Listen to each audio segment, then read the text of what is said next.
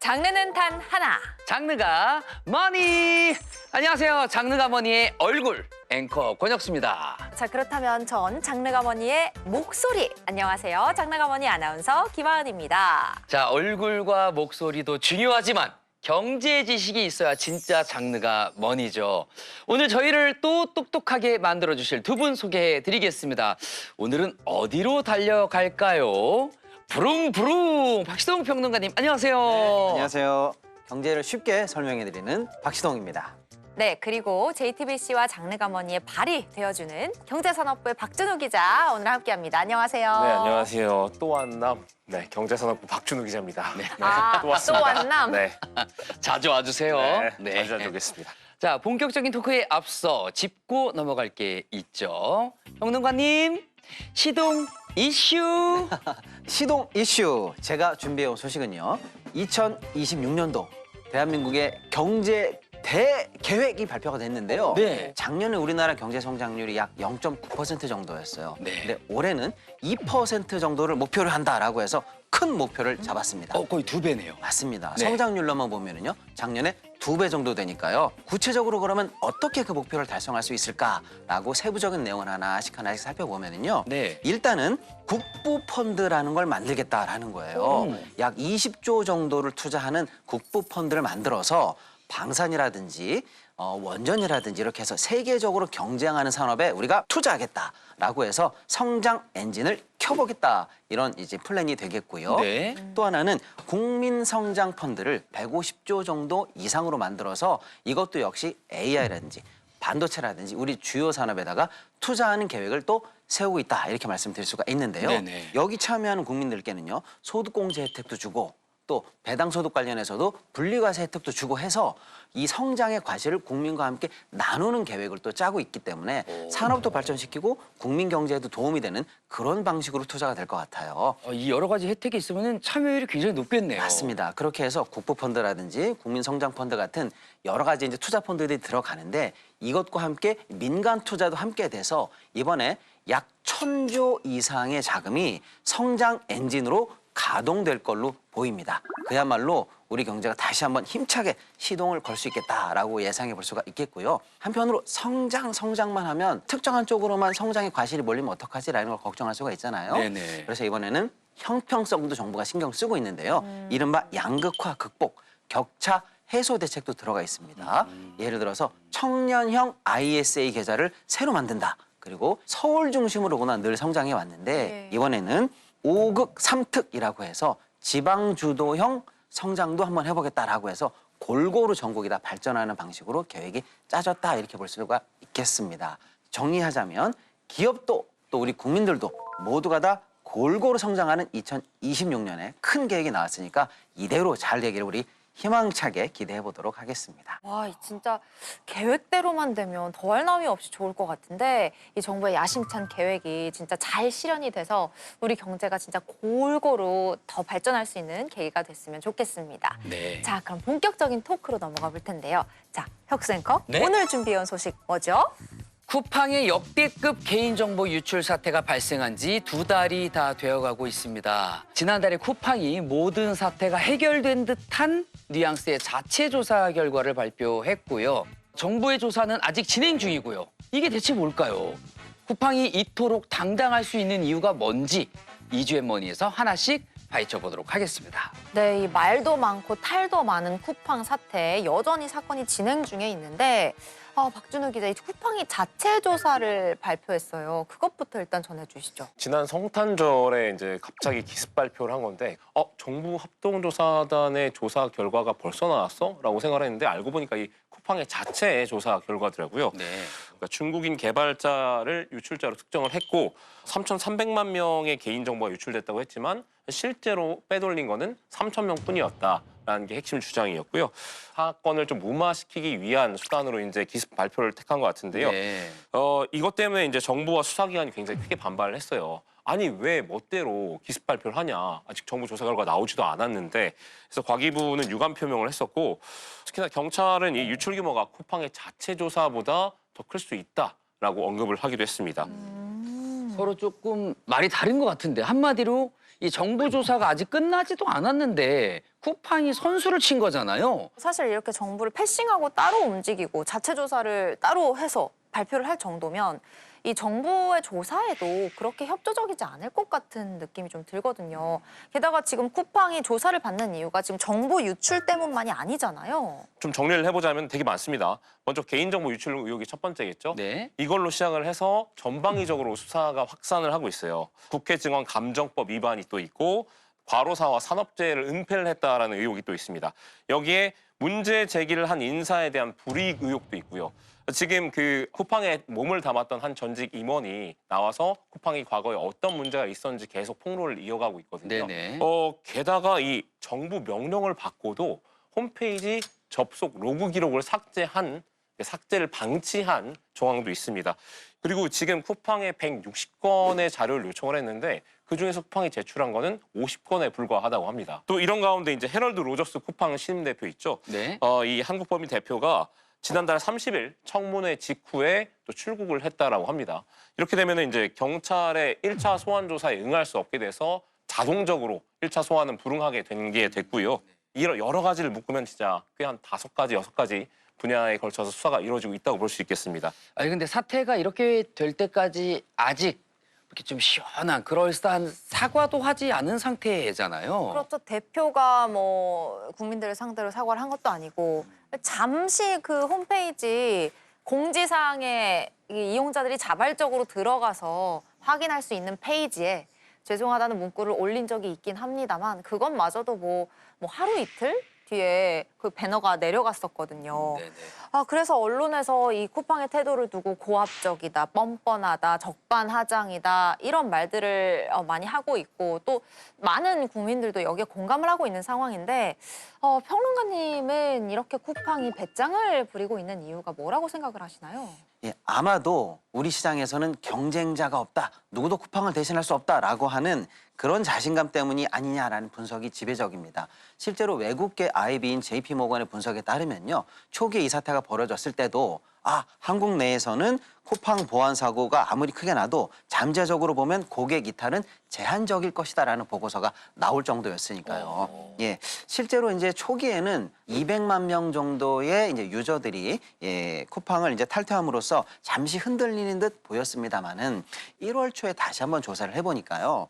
지금 일간 이용자 수는 5%, 결제액은 7% 정도 감소한 것으로 그치고 있다라는 그런 분석입니다. 여전히 쿠팡의 시장 지배력은 유지되고 있다라고 보는 게 맞을 것 같아요. 이런 어떤 시장 상황이 쿠팡의 이른바 적반하장적 태도를 뒷받침하고 있는 거 아닌가라고 생각할 수가 있겠습니다.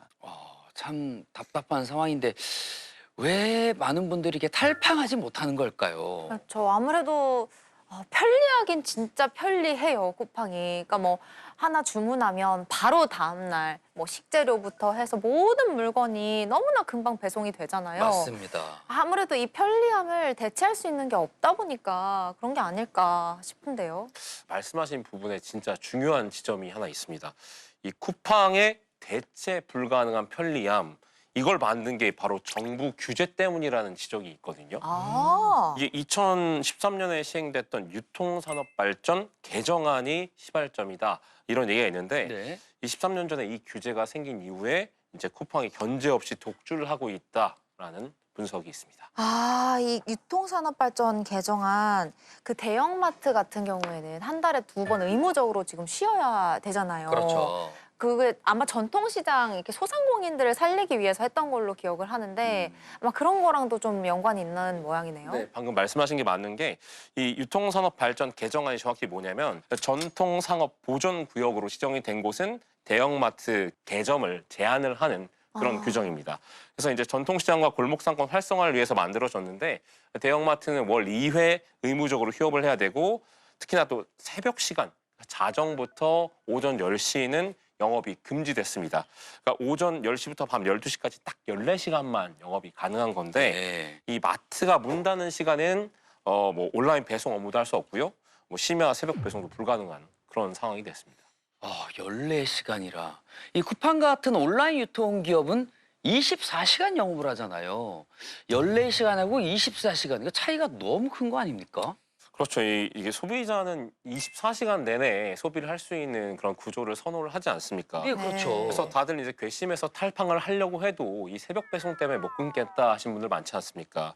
이 대형마트와 다르게 이제 별다른 그 제한이 없었던 쿠팡이 이제 2014년에 로켓 배송을 시작을 하면서 이 새벽 배송을 앞세워서 급성장을 한 거죠.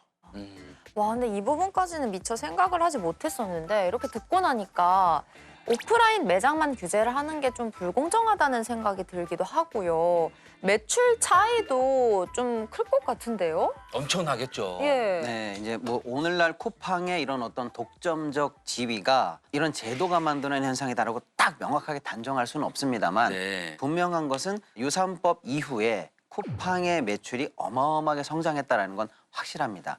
2020년 기준으로 기존에 있던 대형마트 3사의 매출은 27조 3천억이었는데요. 2024년 지금은 28조 6천억이니까 거의 변동이 없어요. 네. 반면에 쿠팡은요. 2020년에 매출이 13조 9천억이니까 대략 14조 정도가 됐거든요. 네. 근데 2024년에는 무려 41조를 넘으면서 그 기간에 약 3배 정도 매출이 급성장했다라고 볼 수가 있겠습니다.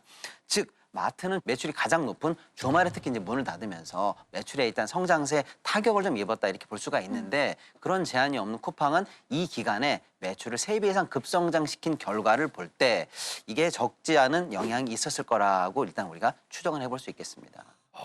명확히 할 수는 없다라고 말씀은 하셨는데 차이가 좀 확실히 많이 나고 이 대형 3사 매출을 합친 것보다도 훨씬 더 높아진 거잖아요. 아니 그러면 지금이라도 규제를 좀 풀거나 그게 어렵다면 조금 바꾸면 되는 거 아닐까요? 네, 대형마트 규제를 대폭 완화해야 한다는 주장은 많이들 나왔고요.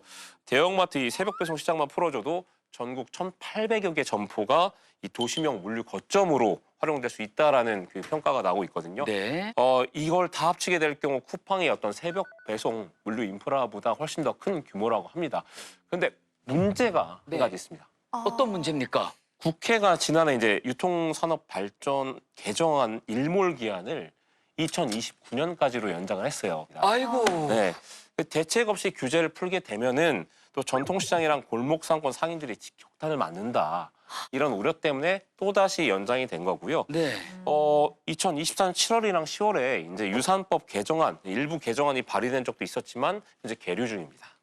이게 유통산업발전 개정안이 사실 애초에 그런 지역 상권을 활성화시키고자 도입을 했던 거라 사실 이해는 되는데 근데 실제로 이게 지역 상권을 활성화시키는 데 도움이 되긴 했었나요? 반대로 생각을 해보면 이제 대형 마트에 입점한 소상공인들이 있지 않습니까? 예, 예. 네. 소매 업체들한테 피해가 오히려 생겼다라는 지적도 있습니다. 일부 역효과일 수도 있는 거고 제가 또 한 가지 뭐 좀 찾아봤어요. 이 대형마트 출점 및 폐점에 따른 규제 효과 분석이라는 제목의 논문입니다. 대형마트의 출폐점이 인근 소매점포 매출액에 영향을 미치는 게 미미했다. 이런 분석 결과가 나왔습니다. 또 오히려 이 대형마트가 출점을 하게 되면은 이 낙수 효과가 가져오면서 그 인근 상권이 오히려 활성화되기도 했다. 네, 이런 분석이 있더라고요. 네, 방금 그 최신 연구에서도 보던 것처럼 예전에는요 대형마트 규제가 풀리면 전통시장은 다 죽는 거 아니냐라는 논리가 있었습니다만은 네. 지금의 현실과는 조금 괴리가 있다라는 게 최근의 분석입니다. 지금 실제로 이제 소상공인분들이 가장 우려하는 것은 인근에 대형마트가 들어오지 않을까라기보다는 오히려 쿠팡이나 알리 같은 온라인 공룡들, 이커머스들을 더 무서워한다라는 게 현실적인 분석입니다. 실제로 이제 그동안의 유산법이 전통시장 보호라는 제 역할을 이제는 다하지 못하고 있는 거 아니냐. 바뀐 유통 구조에 맞춰서 제도도 좀 바뀌어야 되는 거 아니냐라는 의견이 많이 개진되고 있는 상황입니다.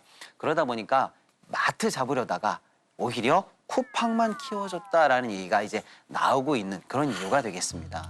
네. 그렇군요. 이게 유산법 개정도 개정인데 온라인 플랫폼 공정화법, 일명 온풀법도 계류 중이라고 하던데 이건 무슨 소리입니까? 네, 온풀법. 이제 풀네임은 온라인 플랫폼법인데요. 네. 이른바 이제 쿠팡, 네이버, 배민 같은 그런 온라인 공룡들, 크게 이제 플랫폼을 잡고 있는 그런 공룡들이 소위 말하는 이제 갑질하는 것을 막는 법이다 이렇게 보시면 되겠습니다. 아. 예를 들어서 이제 계약서 작성도 좀 의무화하고요. 불공정하게 이제 광고 같은 것들을 좀 조작한다든지 하는 걸 막는 법이다 이렇게 보시면 되겠는데요. 네. 2020년에 발의가 됐는데 안타깝게도 지금 관련 상임위인 국회에 정무위 문턱도 넘지 못하고 있는 게 현실입니다. 그러다 보니까 오히려 정치권이 사실상 이커머스가 이 규제 사각지대에서 계속 커가는 걸 방치하고 있는 거 아니냐라는 비판도 제기되고 있는 상황입니다. 그러니까 어떤 문제가 있는지 그리고 그 원인이 뭔지는 진즉에 좀 진단을 하고 있었던 것 같은데 네. 제대로 된 방안이 지금까지 없었던 그런 모양새예요. 아니 치료법이 보이는데 그 치료를 안 하고 있는 것 같은 느낌입니다. 제 네, 그러니까 느낌에는. 들으면 들을수록 좀 답답하거든요. 네. 이런 사이에 이 쿠팡 사태가 좀 어사무사 넘어가고 있는 모양새입니다. 그러니까 점점 사람들이 생각이 날 듯 말 듯한 그런 일로 기억을 하게 되고 있는 것 같은데 어떻게 마무리될까요, 박준우 기자? 주병기 공정거래위원장이 쿠팡에 대한 영업 정지를 검토하고 있다라고 발언해서 이제 주목을 좀 받고 있거든요. 네. 여기에다가 국세청도 지금 쿠팡에 대한 세무 조사를 벌이고 있고 경찰 조사도 여전히 진행 중이고 금감원도 현장 검사를 하고 있기 때문에 모든 정부 기관들이 지금 쿠팡을 어떻게 보면 타깃 삼아서 조사에 들어갔기 때문에 조사 결과를 좀 더 기다려 봐야 될 것 같습니다. 네, 모쪼록 쿠팡이 진짜 그 몸집에 맞는 책임감을 제발 좀 보여주시기를 바랍니다. 또 낡은 규제는 걷어내고 온라인과 오프라인 모두가 좀 공정하게 상생할 수 있는 새로운 환경이 짜여지기를 기대해 보겠습니다. 네, 오늘도 발로 뛴 취재를 알차게 전해주신 박준우 기자는 여기서 인사드리도록 하겠습니다. 좋은 말씀 감사합니다. 감사합니다.